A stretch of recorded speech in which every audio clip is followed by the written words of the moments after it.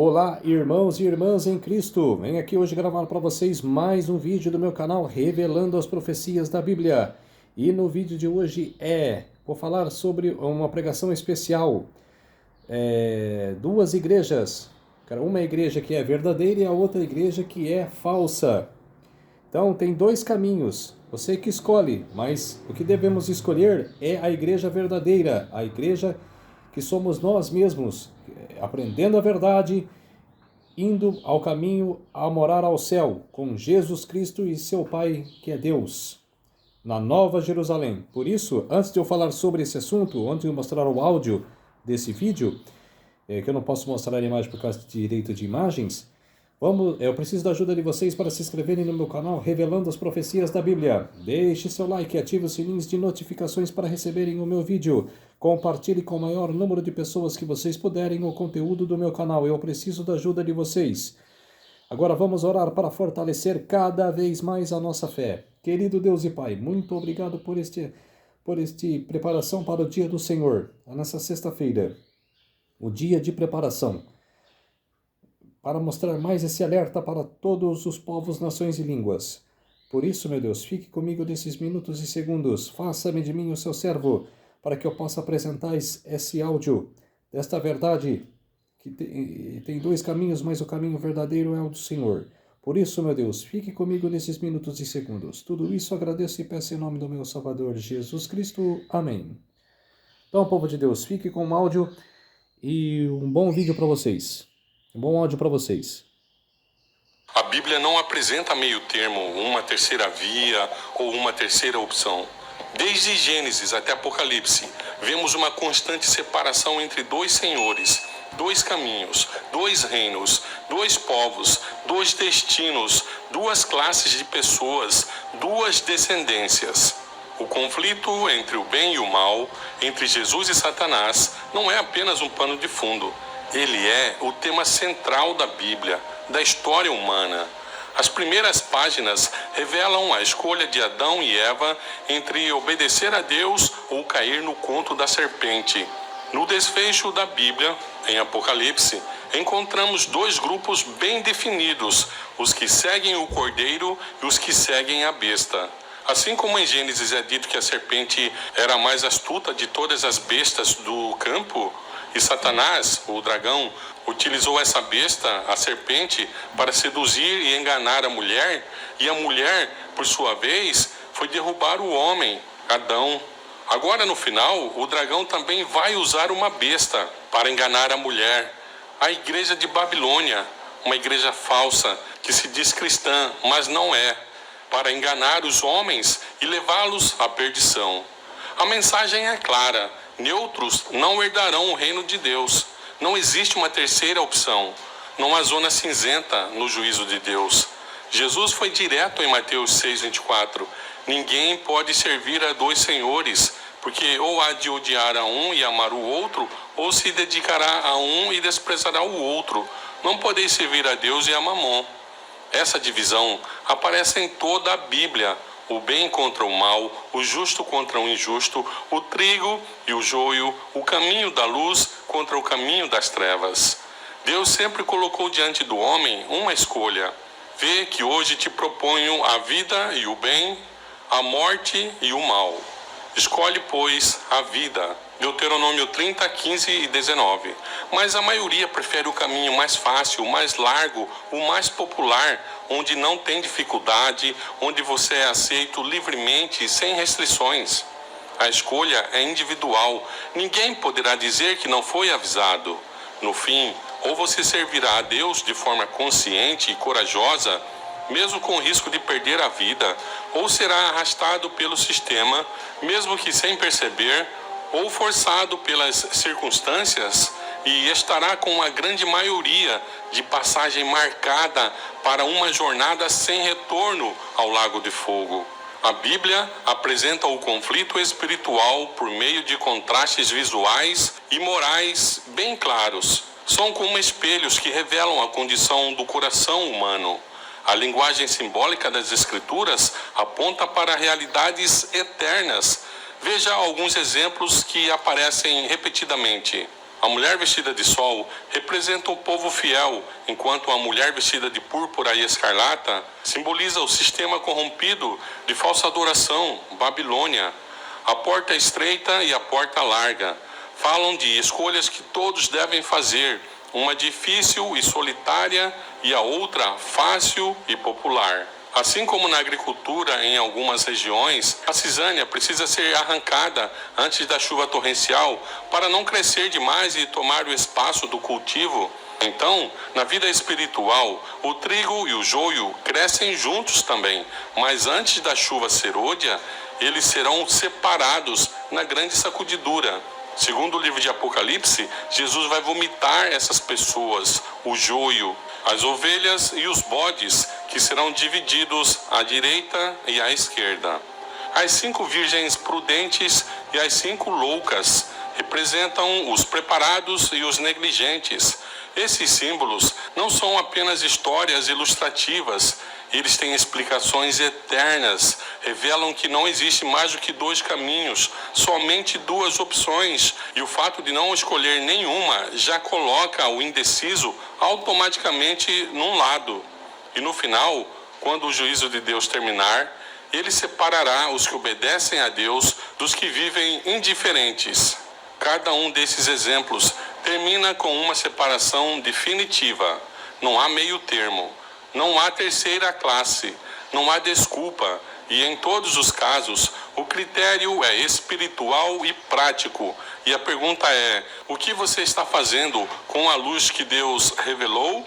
Diante desses contrastes, outra pergunta inevitável se levanta: com base em que Deus fará essa separação? Como saberemos quem está do lado certo ou como ficar do lado certo? Apocalipse 12:17 nos dá a primeira pista. E o dragão irou-se contra a mulher e foi fazer guerra ao restante da sua descendência, os que guardam os mandamentos de Deus e têm o testemunho de Jesus. Apocalipse 14:12 confirma: aqui está a perseverança dos santos, os que guardam os mandamentos de Deus e a fé de Jesus. A Bíblia ensina que a obediência aos mandamentos de Deus é a marca dos fiéis nos últimos dias. Não é salvação por obras, mas fé que obedece. Uma vez salvos, precisamos aprender a viver como os salvos vivem, uma vida sem pecado. E os 10 mandamentos revelam uma verdade surpreendente, mas muitos aceitam somente 8, outros aceitam 9 dos 10 mandamentos, mas ignoram exatamente o 4º mandamento, o sábado. E o sábado é o único mandamento que une identidade, autoridade e território de Deus como Criador. Ele é o selo divino, por isso será o ponto de maior teste, o ponto especialmente controvertido, pois é o mandamento que fora dado em memória da criação. E é o único mandamento que aponta para o Deus Criador, o único mandamento que Deus mandou lembrar, e hoje é o mais esquecido. O critério do julgamento, portanto, será a obediência à vontade revelada de Deus, expressa nos seus mandamentos, que revelam o seu caráter. Esse será o quesito. A Bíblia fala de 2 sinais espirituais que identificam a quem uma pessoa pertence. O selo de Deus é dado aos que o amam e guardam os seus mandamentos. A marca da besta é imposta sobre os que obedecem ao sistema humano de adoração de Babilônia. O sinal de Deus só pode ser recebido na testa. Agora, o sinal da besta será na testa ou na mão. E a testa representa a mente, a convicção, a escolha. E a mão representa a ação, submissão, mesmo sem convicção, por vários motivos, principalmente por medo de perder o salário, a pensão, a aposentadoria, o ordenado, o soldo, o acesso ao sistema financeiro, porque milhões e milhões receberão a marca não por crerem no erro, mas por se renderem à necessidade, à exigência da fome. Haverá uma grande crise mundial e o mundo será conduzido a uma situação tal de total dependência do Estado. E a obediência às leis humanas será a condição sine qua non para sobreviver economicamente. Já o selo de Deus estará sobre aqueles que decidem obedecer, mesmo contra o sistema, que preferem morrer a desobedecer a Deus. E o sábado, como sinal de autoridade divina, será a grande prova final. Entre mim e os filhos de Israel será um sinal para sempre, porque em 6 dias fez o Senhor os céus e a terra, e ao 7º dia descansou.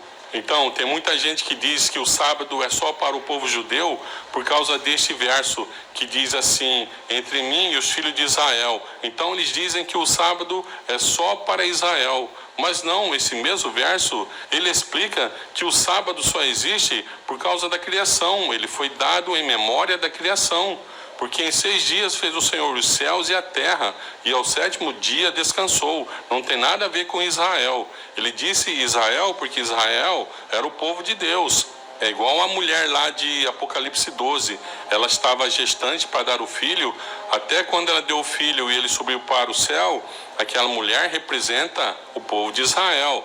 Mas essa mulher continua, mesmo após o filho ter subido ao céu, e ela é a mesma mulher, a igreja de Deus. Só que agora ela representa os cristãos, todos que aceitam Jesus. Então chegará um momento na história humana em que todas as decisões serão tomadas. Cada ser humano fará sua escolha e o caso de cada habitante do planeta será para sempre decidido no santuário celestial. Nenhuma mudança será mais possível. Apocalipse 22, 11 diz: quem é injusto, faça injustiça ainda. E quem está sujo, suje-se ainda. E quem é justo, faça justiça ainda. E quem é santo, santifique-se ainda. Esse decreto final ocorre um pouco antes da volta de Cristo. Ele define o destino de cada ser humano neste planeta. E as pessoas estarão a viver aqui normalmente, quando o destino de todos já estará traçado, mesmo sem ninguém saber de sua sorte.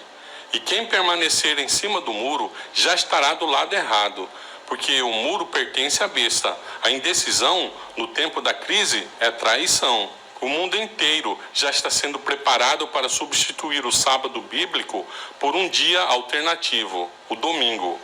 A justificativa?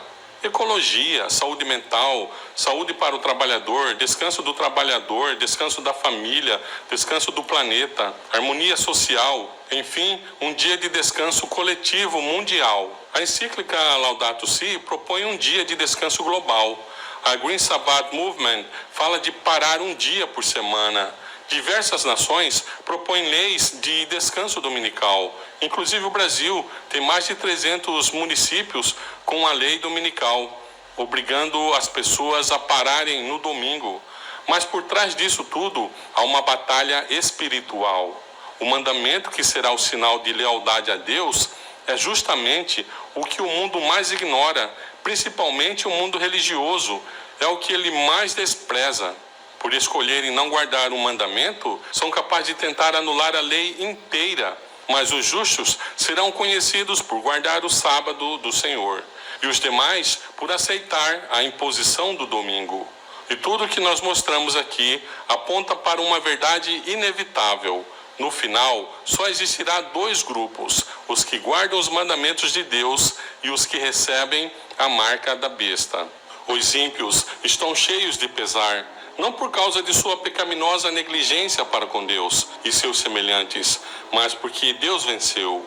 Lamentam que o resultado seja o que é, mas não se arrependem de sua impiedade. Se pudessem, não deixariam de experimentar todo e qualquer meio para vencer.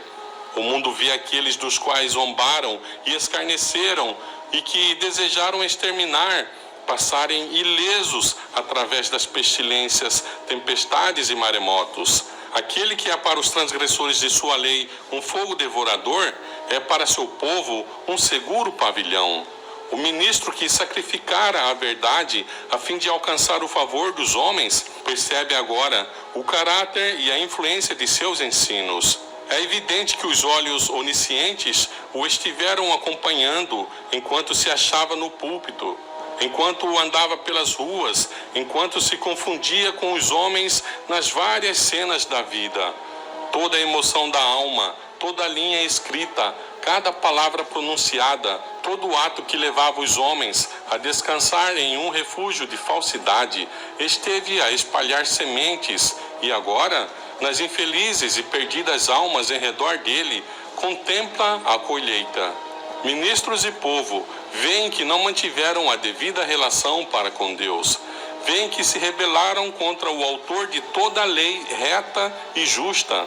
A rejeição dos preceitos divinos deu origem a milhares de fontes para males, discórdias, ódio, iniquidade, até que a terra se tornou um vasto campo de contenda, um poço de corrupção.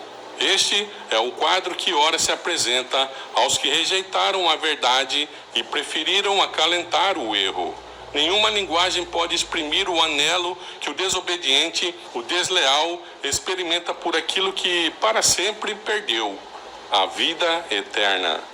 Homens que o mundo adorou pelos talentos e eloquência veem agora estas coisas sob a sua verdadeira luz.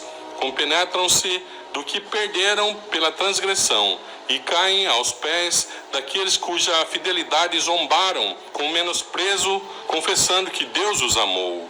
O povo vê que foi iludido, um acusa ao outro de ter levado à destruição.